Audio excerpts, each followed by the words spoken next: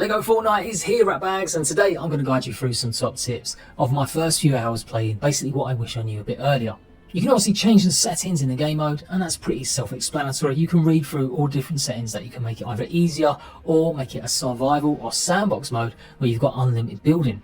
7 of your friends can join you in the world, and there's a whole bunch of different options where you can turn on either keeping inventory when you die or even not being able to die at all.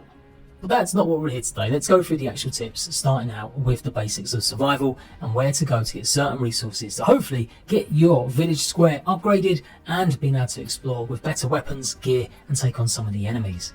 So obviously you'll come into Cuddle Team Leader. He'll be pretty much with you wherever you spawn, and he'll guide you through the very basics of the tutorial.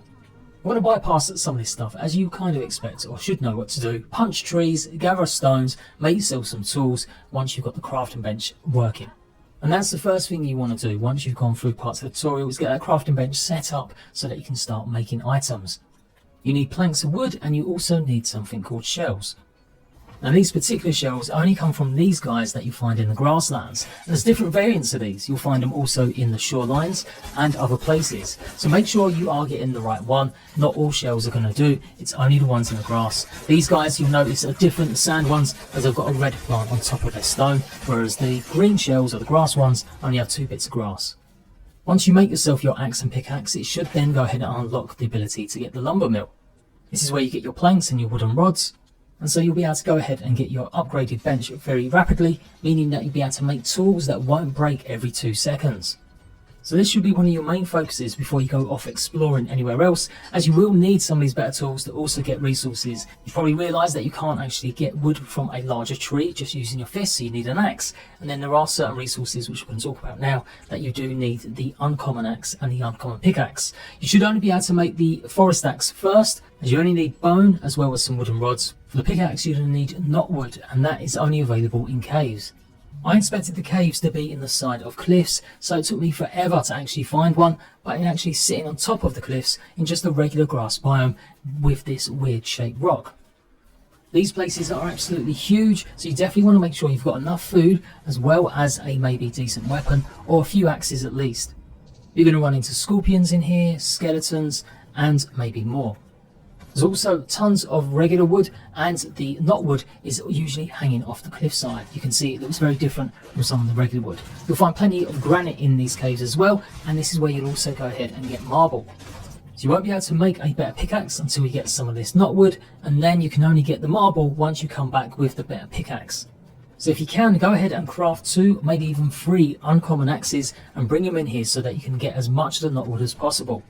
You also come across these slurp mushrooms, and there's plenty of treasure chests here as well, so make sure your inventory is pretty light. These chests will have regular seeds, lots of food, and some marble chunks as well, but you probably won't get enough to go ahead and craft any of the benches. You will have to come back here and actually mine some of it. These caves are massive, so you can just keep going on further and further, but do try and remember the way out. Maybe drop some torches along the way or something recognisable. And definitely helps to bring an NPC with you so that they can help fight the enemies. It's pretty obvious that you shouldn't be using the wrong tool for the wrong job. Don't go ahead using your pickaxe to chop wood, and don't use your axe to go ahead and demolish buildings. While it's daylight, always make sure you go and have a scout around the area. If you find any ruined houses, they'll often have lots of chests with tons of loot. Some are really useful, like consumables that will give you more stamina, or berries that will allow you to go into the coal biome, like the snowberry. And yep, you can go ahead and demolish these buildings to get some resources back, but it's probably not worth your time, as you generally only get 1 or 2 pieces, and it's much easier just to go and get the raw resources. But absolutely clear out all the chests. This is where you'll often find all your seeds you're going to need for farming. Nighttime can be more dangerous because of the skeletons, but you do definitely want to go exploring at night, or make sure you take on any skeletons with pirate helmets on them, as these guys are going to drop blast powder, and that's how you can make thrusters as well as switches later on that you'll be able to make maybe hot air balloons or flying vehicles. I haven't messed around with this completely yet, but it's fairly simple. As long as they're connected to a structure that can actually move, then you'll be able to utilise them to make vehicles later on. NPC helpers can be more definitely helpful in taking on enemies and defending your village.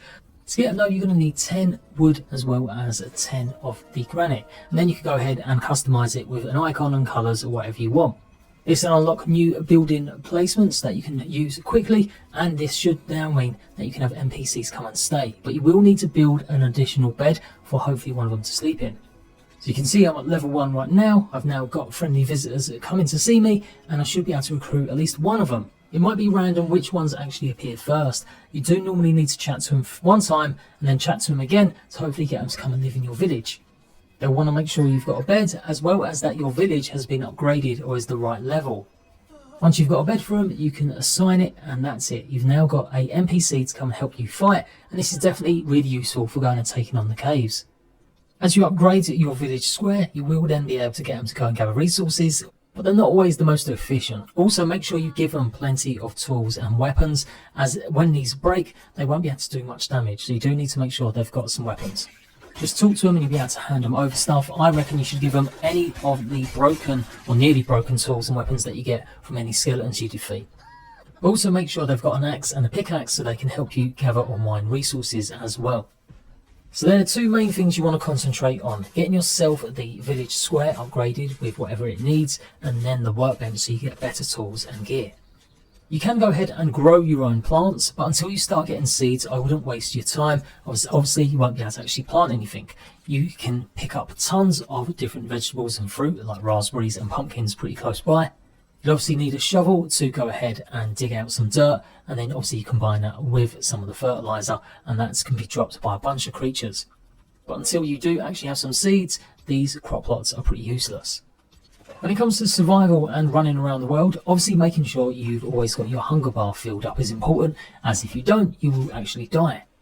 But there's definitely a nice mix of foods that you should always have on you. Slackberries, the yellow ones you just saw there, are always good for giving you a quick speed boost. And cooked meat, eggs, as well as corn can all give you really good buffs too. Particularly meat, which can help you actually get more temporary heart's health. As soon as your hunger bar's gone up past halfway point, it should then give you them extra hearts. Other things you should really make sure you craft are the Knight's Shield, as that's really good for blocking once you put it in your offhand slot, and health charms. You'll need silk thread, wolf claws and bones to go ahead and craft one of these. So as long as you're upgrading your village square and always refining any kind of materials that you get to see what they make, then you should unlock this. Once equipped, it will give you an extra heart as well. So I mentioned earlier that yes, you can grow your plants and get lots of crops. Well, hopefully by now, if you've been exploring, you've got some more rarer seeds and you can go ahead and start using these better. But don't dump a whole stack in just one crop plot. Make as many crop plots as you can, and then go ahead and put or split one seed in each. That way you've always got a good supply of whatever it is you want. The things, like I said, that you probably want to focus on most are the slackberries, corn especially, because when you cook it, it also gives you a stamina boost. If you come across any really rare seeds, then yeah, sure, make sure you've always got some of them on the go as well. So do separate your crop plots. Obviously, if you use up all your seeds, then you won't need as many crop plots. But if you've got a ton of them, then make sure you split them. It takes roughly one in-game day to go ahead and grow, and they'll simply just keep running through. Obviously, you can put other things in the crop plots, but it's only seeds that'll actually grow. If you can't find enough poop, don't forget you can set up your own livestock farms. You just need to build some pens and pretty much get either sheep to come and stay in them or any of the cows that you find. Now until then though, you will find lots of creatures out in the wild, so make sure you always pet them at least at first once, as chickens will drop eggs, the sheep will drop some wool, and you should see plenty of the fertilizer lying around whenever you see these creatures. But once that's done, you could go ahead and kill these, especially if you're far away from your home, as it's going to take a while for them to regenerate and basically give you more items when you pet them. Don't worry, plenty more should respawn. Like I said, when you eventually unlock fences and maybe the gate, that's when you want to set up your own little homestead. Make sure you don't eat any of the elemental foods, things like spicy peppers or the actual frozen berries, as these are going to help you go into the snow biomes. So yeah, there's always plenty of food around, and you can always kill creatures to get meat as well, so it shouldn't really be that much of a problem. Occasionally you'll come across these weird little lights, and they'll basically want you to go and chase them. They will give you a bunch of loot. Sometimes they just drop the loot in a big pile, other times it'll actually be dropped in a massive chest. They can take you into danger sometimes. I got absolutely demolished by a massive dragon, so always look out. They'll do a little spiral in the sky, and then hopefully something should appear. But it is a bit glitched.